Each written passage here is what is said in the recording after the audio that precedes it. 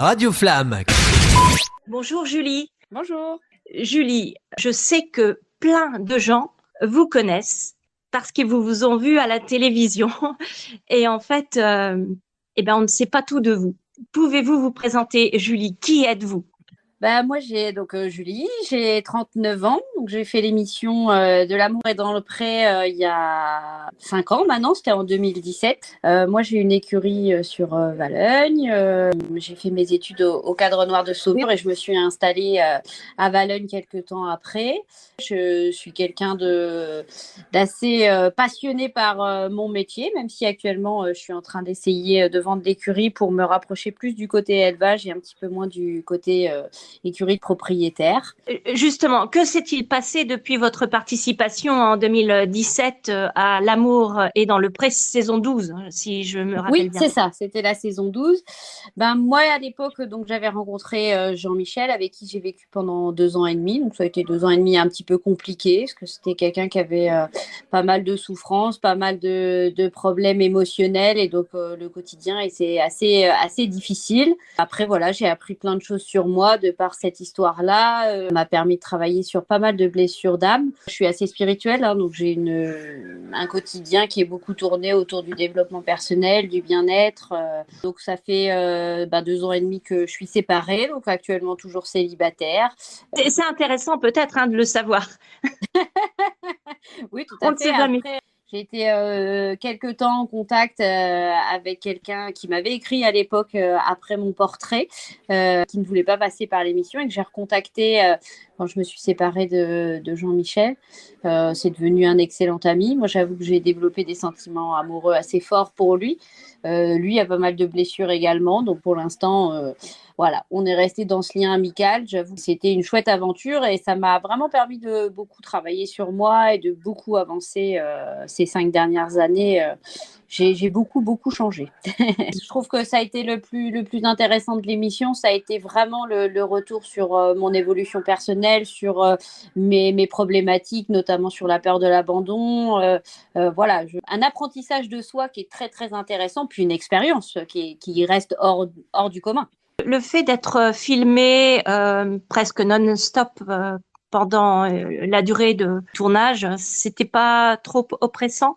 Moi personnellement non, ça m'a pas trop gênée parce que finalement j'ai réussi à vivre complètement normalement et faire vraiment abstraction des caméras.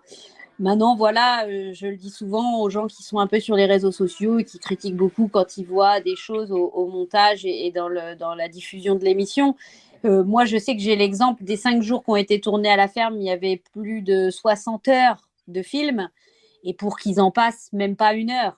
Donc, il faut aussi que les gens arrivent à se rendre compte que dans le montage, ils sont capables de mettre en avant un petit détail en ne mettant que les passages où, par exemple, la personne a tel comportement, alors que tout le reste, elle ne l'a pas du tout. Mais les gens vont se dire, oh, qu'est-ce qu'elle est chiante celle-là. Par exemple, je pense à une de cette année qui disait beaucoup j'adore dans les prétendantes. Enfin, il faut se rendre compte que dans le montage, ils vont prendre que les moments où elle met j'adore, histoire de faire réagir les gens, quoi. Donc voilà, j'aurais envie de dire au public attention parce que c'est vrai qu'on a l'impression de voir toute l'évolution, mais de plus en plus, hein, là je vois cette année, on voit quasiment rien des séjours à la ferme. On en est à 3 jours, on n'a même pas vu les gens une fois et on en est déjà au 3e jour. Donc moi, il y a 5 ans, on voyait quasiment toutes les journées. Là, il y a plein de choses qu'on ne voit pas, donc attention au jugement. Est-ce que vous avez rencontré assez souvent Karine Le Marchand? Karine, oui, moi je l'ai rencontrée au tournage du portrait, donc il s'était super bien passé. Enfin voilà, elle avait été très simple. Le midi du tournage, on avait mangé ensemble.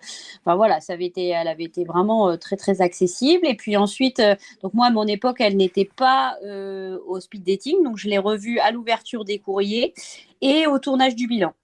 Mais moi à mon époque, elle ne faisait pas les speed dating. Mais alors, en vrai, comment est-elle? Comment est Karine Le Marchand? Oh, je crois qu'elle est assez fidèle à ce qu'on peut voir à la télé, hein. C'est quelqu'un de très ouvert, très jovial, qui a beaucoup d'humour. Voilà. Après, bon, la seule chose, je trouve, c'est que c'est des gens qui vivent pas dans le même monde que nous. Enfin, il y a vraiment un monde entre le monde de la télé et le nôtre, mais ça reste quelqu'un d'hyper accessible, de très gentil. Voilà. Elle est vraiment fidèle à l'image. Moi, je vois pas de différence entre cette femme qu'on voit à la télé et celle qu'on rencontre en dehors. On est resté en contact, on s'appelle quand on en a envie. Enfin, c'est vraiment quelqu'un d'accessible, hein. Franchement, je crois qu'on ne voit pas de différence. C'est vraiment la même que celle qui est à la télé. Et dans son contact avec les agriculteurs, oui, je pense qu'aujourd'hui, elle a vraiment son rôle dans le succès de l'émission. Alors, justement, que pensez-vous de la saison actuelle? J'aime beaucoup cette saison. Après, j'ai des préférences, des personnalités avec lesquelles j'aurais moins d'affinité, d'autres où j'ai plus le sentiment d'avoir envie éventuellement de les rencontrer, hein, parce que la famille ADP, c'est vraiment une famille. Donc, c'est vrai qu'on a toujours l'occasion d'en rencontrer. J'aime beaucoup le couple que va former Guillaume Lauvergnat. Et puis, voilà, c'est vraiment lui qui me touche le plus pour l'instant. Alexandre et Anaïg sont aussi plutôt charmants. Voilà. Après, j'attends de les découvrir un peu plus parce que finalement, je trouve qu'on en voit de moins en moins. Donc, c'est pas toujours évident. J'aime pas me faire une idée sur le peu qu'on voit. Donc, si j'aime beaucoup Jean aussi avec la prétendante qui vient de choisir, je sais plus comment, c'est Laurence. Voilà, c'est quelqu'un qui me touche aussi beaucoup, que je trouve particulièrement gentil et doux. Mais voilà, je sais aussi à quel point le montage peut inciter à se donner une idée très précise alors que ça reflète pas toujours la vérité. Donc, je fais attention à ça. Est-ce que vous conseilleriez à un agriculteur, une agricultrice célibataire de tenter cette expérience? Ah oui, complètement.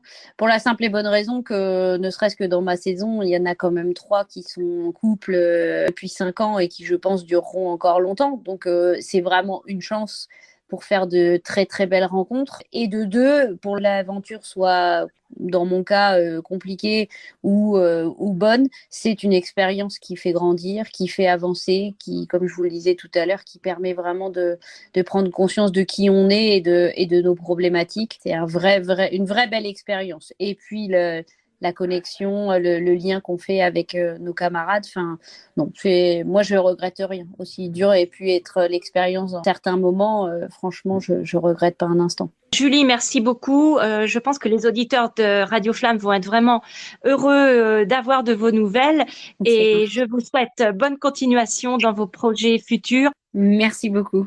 Merci. Merci Julie. Radio Flamme